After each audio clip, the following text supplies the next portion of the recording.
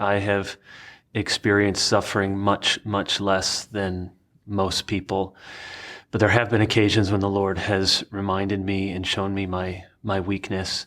For a number of years on and off, I dealt with some health problems that seemed pretty minor, and they would come and go. I didn't think too much of them. And then about 3 years ago, they really started to get more severe. I started to lose weight, which was a good thing, but I kind of went past that stage where people would see me and they'd say, "You're losing weight." And then they'd say, "You look good." And then it got to the point of, "Are you okay?" Maybe I'm still there, but I would have months, stretches of time where I just didn't know how I'd feel every day, and I felt like I was going to pass out. I felt like I was going to fall asleep. I felt extremely fatigued, felt sort of constantly like the first day of the flu. And I just did not know. I could not shake this. And it was really robbing joy in ministry, joy and confidence in preaching. Because when you stand up in the pulpit and you feel like you're going to fall down, that doesn't make for a very enjoyable preaching experience. So, a lot of people know about some of this journey, but over a couple of years of every single test that people could think of, I was diagnosed with celiac disease, which many people have heard of now, which is autoimmune.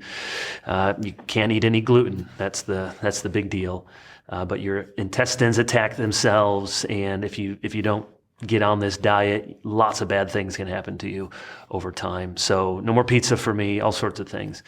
But I just share some of that because I feel like my suffering has been so minimal throughout most of my life. And through this, really the first time in my life, the experience of chronic, constant pain, discomfort, illness, health concerns, and it really opened my eyes to how many people out there in our churches watching this right now deal with this sort of stuff every day, and it's invisible to people. They don't have crutches, they don't have a cast, but it's constant. They never know what it's going to be like. So that gave me some sympathy that I'm sure I didn't have before. And in the midst of that, there were so many times where I really thought about that verse from Paul and became more real to me that in my weakness, he will be strong. And just going up to preach and praying, "Lord, okay, I feel terrible. I don't really want to do this, but you're going to be strong in the midst of my weakness.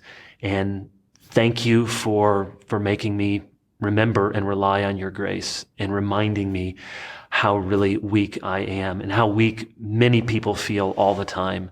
And just a small thing. And, but in the midst of it, over months and years, it was a pretty big thing. And looking back, I'm thankful for what the Lord's taught me.